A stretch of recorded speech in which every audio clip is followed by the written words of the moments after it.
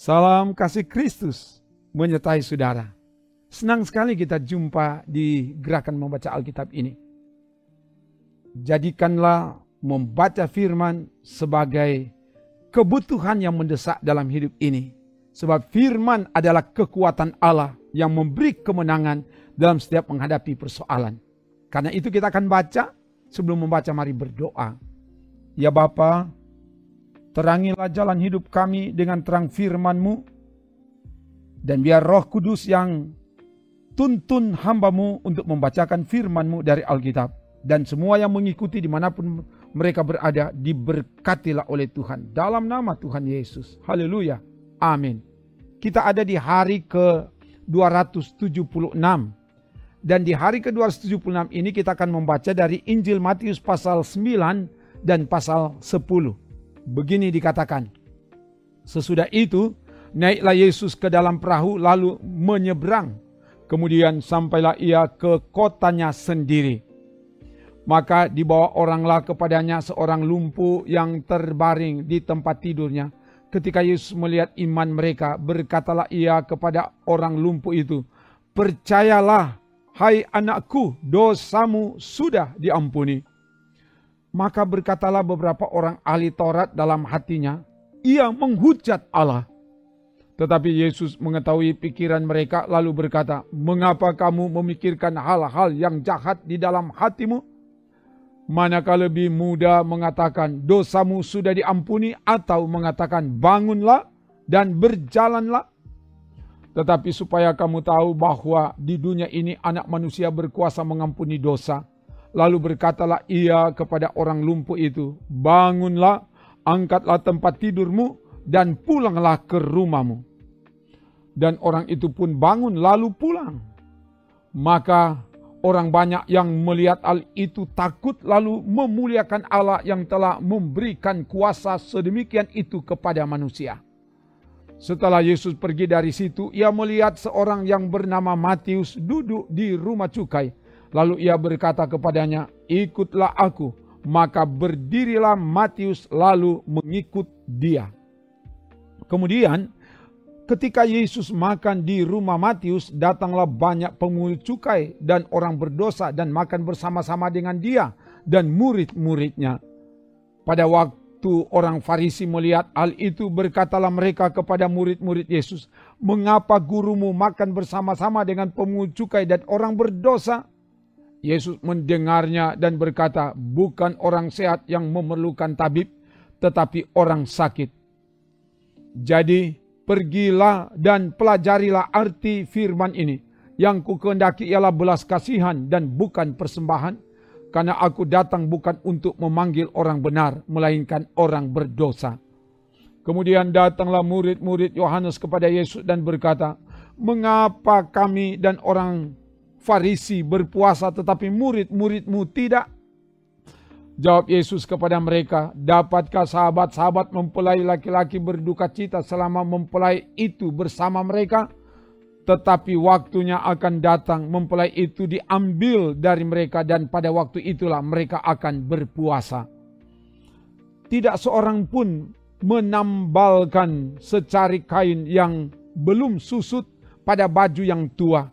Karena jika demikian kain penambal itu akan mencabik baju itu, lalu makin besarlah koyaknya. Begitu pula anggur yang baru tidak diisikan ke dalam kantong kulit yang tua. Karena jika demikian kantong itu akan koyak sehingga anggur itu terbuang dan kantong itu pun hancur. Tetapi anggur yang baru disimpan orang dalam kantong yang baru pula, dan dengan demikian terpeliharalah kedua-duanya." Sementara Yesus berbicara demikian kepada mereka, datanglah seorang kepala rumah ibadat lalu menyembah dia dan berkata, "Anakku perempuan baru saja meninggal, tetapi datanglah dan letakkanlah tanganmu atasnya, maka ia akan hidup." Lalu Yesus pun bangunlah dan mengikuti orang itu bersama-sama dengan murid-muridnya. Pada waktu itu seorang perempuan yang sudah 12 tahun lamanya menderita pendarahan maju mendekati Yesus dari belakang dan menjamah jumbai jubahnya.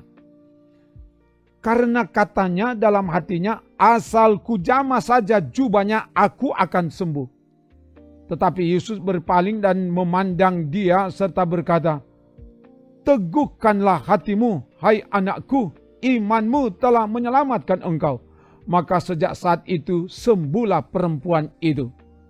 Ketika Yesus tiba di rumah kepala rumah ibadat itu dan melihat peniup-peniup seruling dan orang banyak ribut, berkatalah ia, pergilah, karena anak ini tidak mati tetapi tidur. Tetapi mereka menertawakan dia. Setelah orang banyak itu diusir, Yesus masuk dan memegang tangan anak itu, lalu bangkitlah anak itu. Maka tersiarlah kabar tentang hal itu ke seluruh daerah itu. Ketika Yesus meneruskan perjalanannya dari sana, 2 orang buta mengikutinya sambil berseru-seru dan berkata, kasihanilah kami, hai anak Daud. Setelah Yesus masuk ke dalam sebuah rumah, datanglah kedua orang buta itu kepadanya dan Yesus berkata kepada mereka, percayakah kamu bahwa aku dapat melakukannya? Mereka menjawab, ya Tuhan, kami percaya.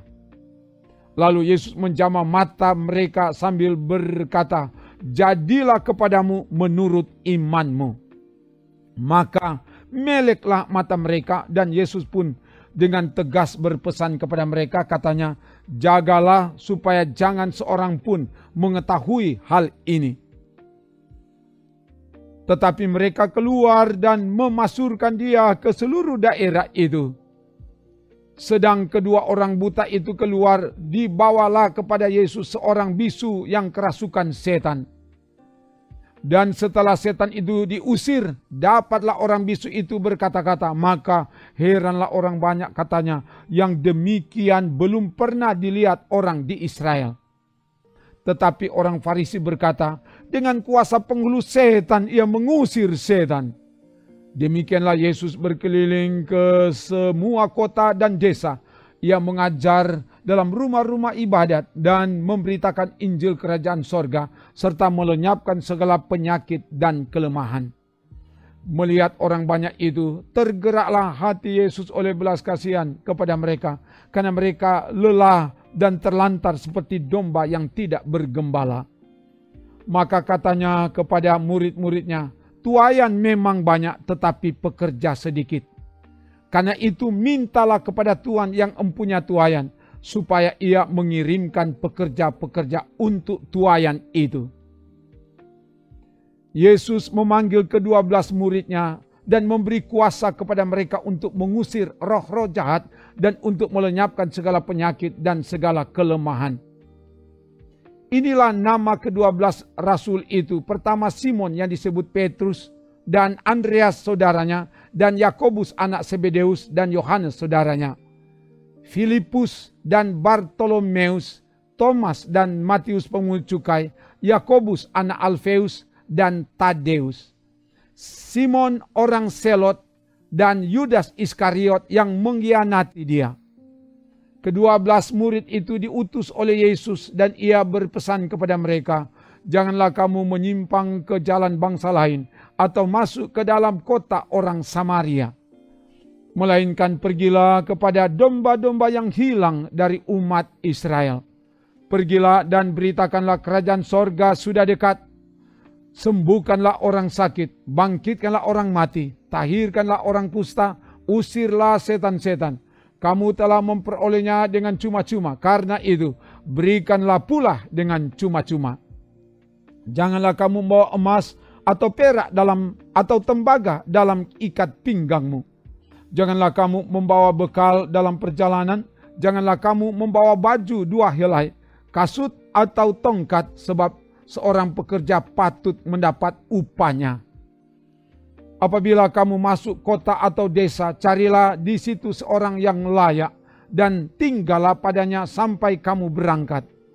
Apabila kamu masuk rumah orang, berilah salam kepada mereka. Jika mereka layak menerimanya, salammu itu turun ke atasnya. Jika tidak, salammu itu kembali kepadamu. Dan apabila seorang tidak menerima kamu dan tidak mendengar perkataanmu, keluarlah dan tinggalkanlah rumah atau kota itu dan kebaskanlah debunya dari kakimu.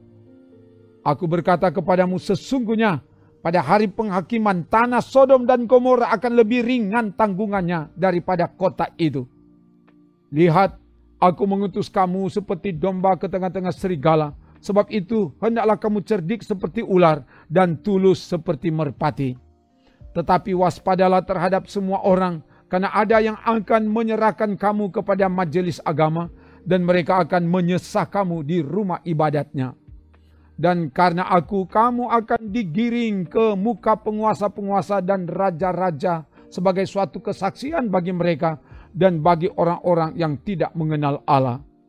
Apabila mereka menyerahkan kamu, janganlah kamu khawatir akan bagaimana dan akan apa yang harus kamu katakan, karena semuanya itu akan dikaruniakan kepadamu pada saat itu juga.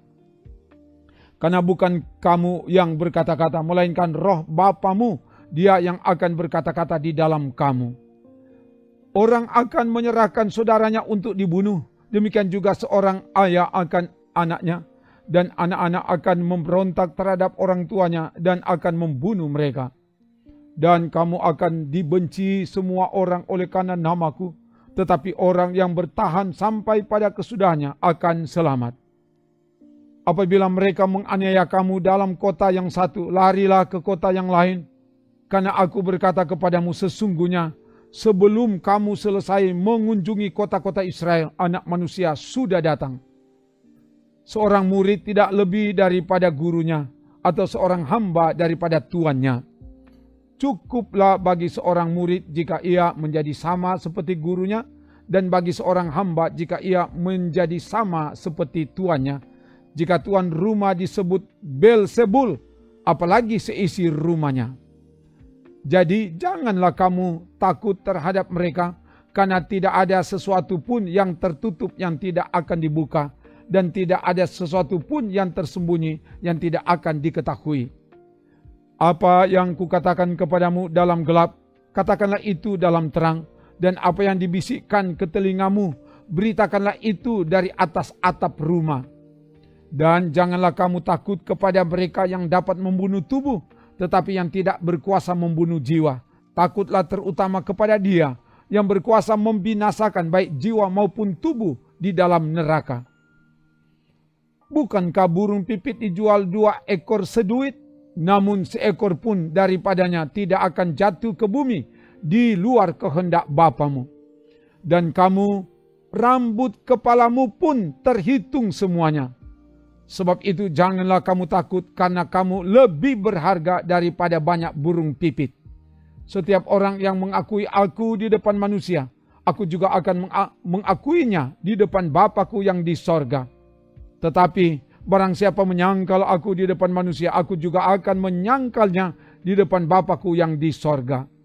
Jangan kamu menyangka bahwa aku datang untuk membawa damai di atas bumi. Aku datang bukan untuk membawa damai, melainkan pedang. Sebab aku datang untuk memisahkan orang dari ayahnya, anak perempuan dari ibunya, menantu perempuan dari ibu mertuanya. Dan musuh orang ialah orang-orang seisi rumahnya. Barang siapa mengasihi bapa atau ibunya lebih daripadaku, ia tidak layak bagiku. Dan barang siapa mengasihi anaknya laki-laki atau perempuan lebih daripadaku, ia tidak layak bagiku. Barang siapa tidak memikul salibnya dan mengikut aku, ia tidak layak bagiku. Barang siapa mempertahankan nyawanya, ia akan kehilangan nyawanya. Dan barang siapa kehilangan nyawanya karena aku, ia akan memperolehnya. Barang siapa menyambut kamu, ia menyambut aku. Dan barang siapa menyambut aku, ia menyambut Dia yang mengutus aku. Barang siapa menyambut seorang nabi sebagai nabi, ia akan menerima upah nabi. Dan barang siapa menyambut seorang benar sebagai orang benar, ia akan menerima upah orang benar. Dan barang siapa memberi air sejuk secangkir saja pun kepada salah seorang yang kecil ini, karena ia muridku, aku berkata kepadamu, sesungguhnya ia tidak akan kehilangan upahnya daripadanya. Demikian bacaan firman Tuhan. Mari berdoa. Terima kasih Bapa, oleh pertolongan kuasa Roh Kudus-Mu, hamba sudah dapat membacakan firman-Mu dari Alkitab. Dan karena itu, Biarlah firman Tuhan yang dibacakan itu memberi dampak dalam kehidupan setiap orang yang mendengarkan. Sebab kami yakin firman Allah yang keluar dari mulut Allah tidak pernah kembali dengan sia-sia.